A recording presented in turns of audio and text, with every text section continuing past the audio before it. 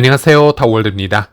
파이 마이그레이션이 다시 재가동이 되고 있습니다. 영상을 만드는 시점에서 1시간 전에 재가동이 시작이 되었는데요. 아직은 조금 더 지켜봐야겠지만요. 이 스피드를 보았을 때는 상당히 빠르게 진행이 되고 있다. 이렇게 말씀드릴 수 있겠고요. 그래서 이번 10월은 현재까지 그렇게 나쁘지 않은 마이그레이션 페이스를 보여주고 있다. 이렇게 말씀드릴 수 있겠습니다. 최근 며칠 동안 마이그레이션이 멈춰져 있는 바람에 이번 달 페이스가 조금 떨어지기는 했는데요. 보시는 것처럼 이 페이스를 유지하면 적어도 한 달에 약 30만 개 이상의 마이그레이션을 만들어내지 않을까 예상을 해볼 수 있겠습니다. 그리고 영상을 만드는 시점에 코어팀 지갑, GBQQ 지갑에서 마이그레이션을 담당하는 지갑이죠. GABT 지갑으로 5천만 개의 파이코인이 다시 전송이 되었습니다. GABT 지갑에 파이코인이 충분히 전송이 될수록 마이그레이션 양은 비례하기 때문에 이것은 긍정적인 신호로 봐주시면 되겠고요. 그리고 현재까지 마이그레이션이 된 지갑의 수는 총 643만 개로 나오고 있습니다. 오픈 메인넷 전환 조건이 마이그레이션 지갑 1000만 개이기 때문에 이제는 이 마이그레이션 된 수치가 조금 더 빠르게 상승할 필요는 있겠습니다.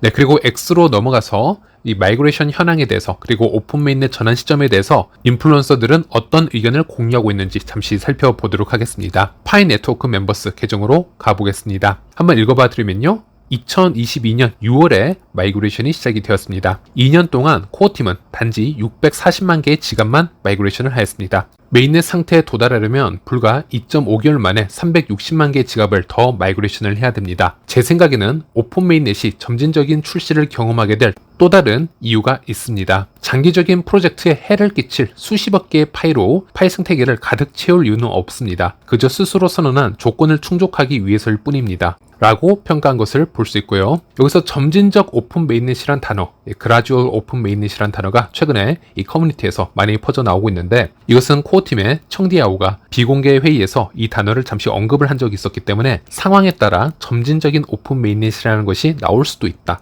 확률적으로 그럴 가능성이 있음을 코어팀이 직접 언급을 하였습니다. 그래서 파이 네트워크 멤버스 계정뿐만이 아니고 여러 인플루언서가 지금 이 워딩을 사용을 하고 있는 것을 볼 수 있고요. 일단 저는 이 파이 네트워크 멤버스 계정에 반은 동의를 하고 반은 다른 의견을 가지고 있는데요. 제 관점에서 한번 해석을 해드리자면요. 일단 코어팀은 오픈 메인넷으로 전환하기 위해서는 1000만 개 정도의 지갑을 마이그레이션을 해줘야 된다. 이렇게 목표를 설정을 하였을 때 그냥 이 1000만 개라는 것을 수치적으로 500만으로 말하기에는 너무 적고 2000만으로 말하기엔 너무 많으니 그냥 적정하게 1000만 개로 시작을 하자 이렇게 정하지는 않았을 거라고 생각을 합니다. 분명 코어팀에서 철저한 계산이 있었을 거라고 저는 보고 있고요. 또 코어팀은 우리가 볼 수 없는 자료들을 그 이상 다 파악을 하고 있는 상태이기 때문에 파이 생태계의 형평성을 가장 먼저 생각을 했을 거라고 생각을 합니다. 한 예로 저는 작년 6월에 이미 영상을 올려드린 적이 있었습니다. 오픈 메인넷 전환 조건이 공지가 되기 전에 제가 올려드린 영상인데요. 1년 넘게 코어팀이 공표해 왔던 KYC 수치, 마이그레이션 수치, 그리고 코어팀의 오피셜 공지들을 분석을 해보았을 때 우리가 항시 들어왔던 이 수천만 명의 활성화 유저는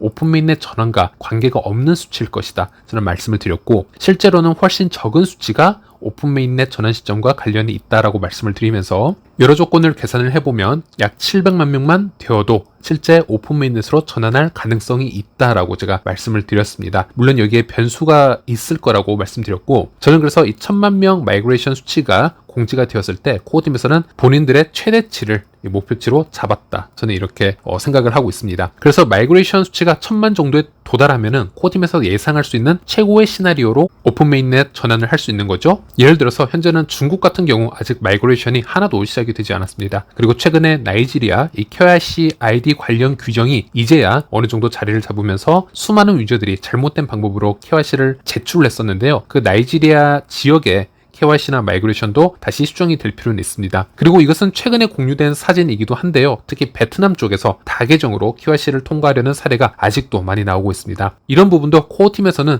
최대한 필터링을 하고 오픈 메인넷으로 넘어가는 게 최선이라고 생각을 하고 있는 것 같습니다. 이런 부분을 다 만족을 했을 때 1000만 정도에 도달을 할 수 있다라고 저는 예상을 하고 있고요. 물론 700만 이상만 되어도 오픈 메인넷 가능 범위에는 있을 것이다. 저는 이렇게 말씀드릴 수 있겠습니다.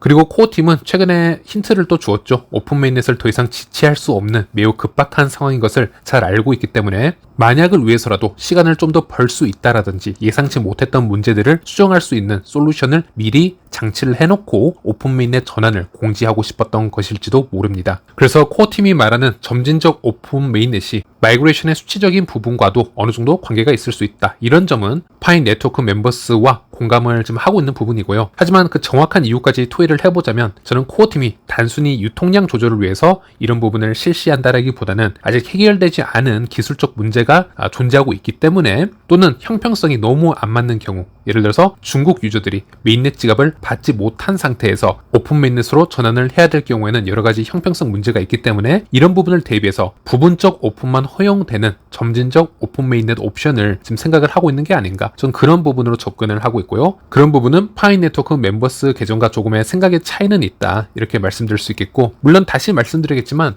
이 점진적 오픈 메인넷이 실제로 나올지 또는 정확하게 어떤 시스템이 될지는 아무도 모릅니다. 그저 코어팀이 잠시 언급한 워딩 하나로 우리 커뮤니티 멤버들이 이것저것 추측을 해볼 뿐입니다.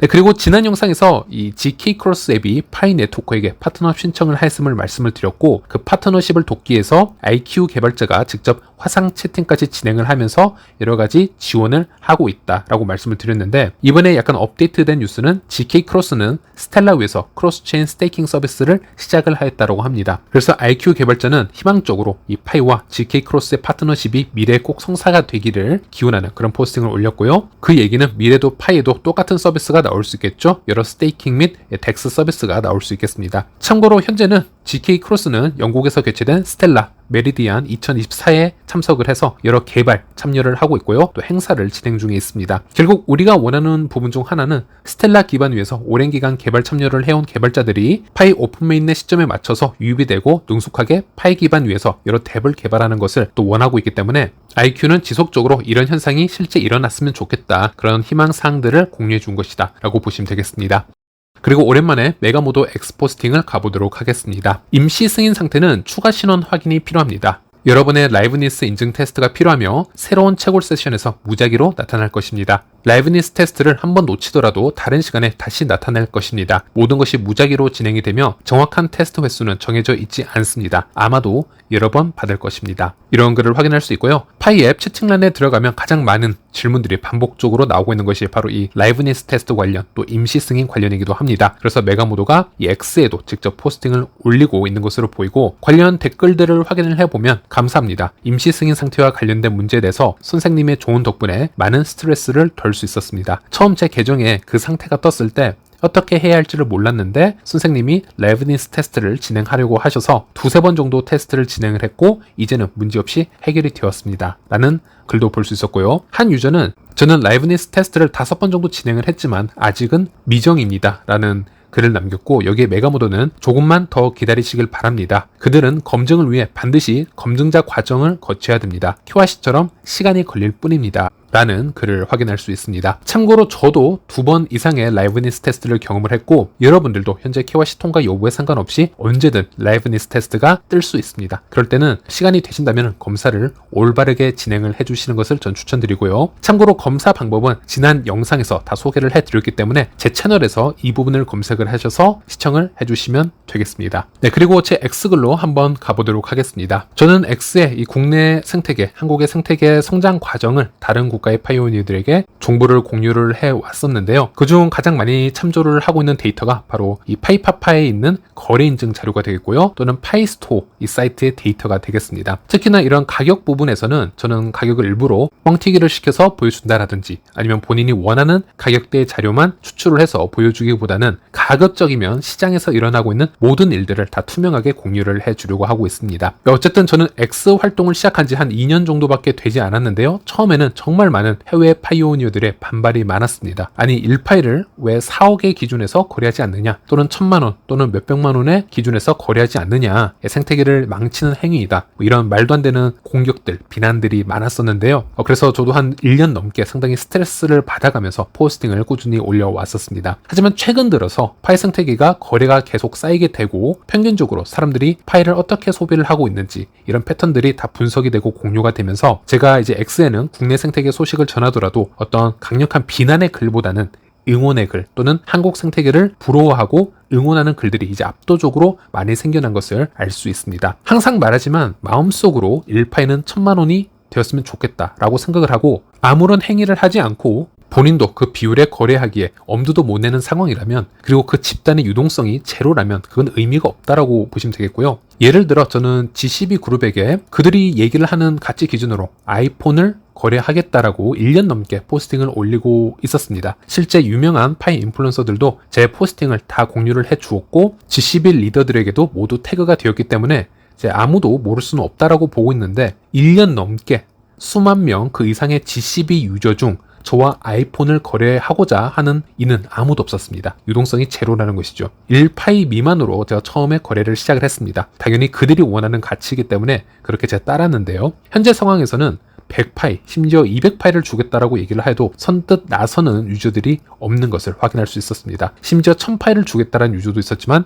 GCB에 그 누구도 거래를 하지 못하고 있는 것을 확인할 수 있는데요. 어쨌든 수년 동안 GCB 유저 중에서도 어느 정도 깨달음을 얻고 현실로 돌아온 사람들도 있었을 거라고 생각을 하고요. 어쨌든 다시 이 파이스토어 컨텐츠로 돌아와서 폐쇄형 기간에 정말 이렇게 용기를 내주시고 본인의 이 매장에 파일을 통합을 해서 결제 일부로 지금 자율적으로 다 받아주시는 분들에게 정말 깊은 감사의 말씀을 전하고 싶고, 모두가 지금 힘들다라고 하는 이 시기에도 국내 파일 생태계는 계속 그런 분들 때문에 커져가고 있다라고 저는 말씀드리고 싶습니다. 물론 이 중에서도 파일 결제가 취소가 되거나 다른 방식으로 전환이 되는 경우, 또는 매장이 개인적인 사정으로 문을 닫는 경우도 있지만, 이런 전체적인 데이터는 분명 증가 추세로 보여지고 있고, 또 이들의 주요 매장을 직접 방문해서 이 생태계를 증명해 주시는 유튜버 분들도 있으십니다. 대표적으로 퓨처파이님이 있으시죠. 그래서 우리가 오픈 메인넷으로 전환이 되었을 때 그때는 과연 이 수치가 어디까지 증가를 할 수 있을까, 그리고 그때가 되면 우리의 파이에 대한 인식은 어떻게 전환이 되어 있을까, 이런 부분을 해외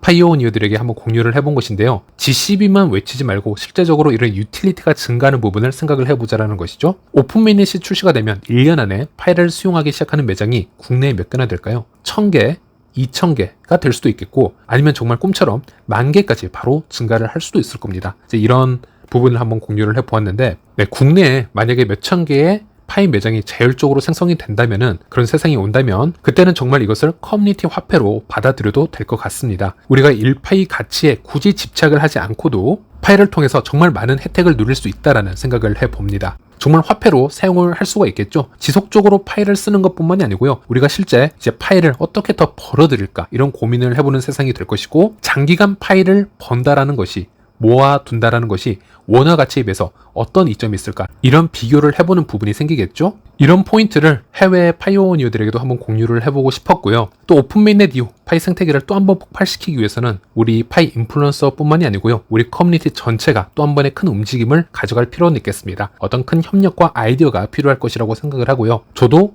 파이 유튜버로서 이런 부분을 계속 고민을 해보고 지속적으로 또 해외에 전달을 해보도록 하겠습니다. 네, 오늘 영상은 여기까지고요. 다음 영상에서 다시 찾아뵙도록 하겠습니다. 시청해주셔서 감사합니다.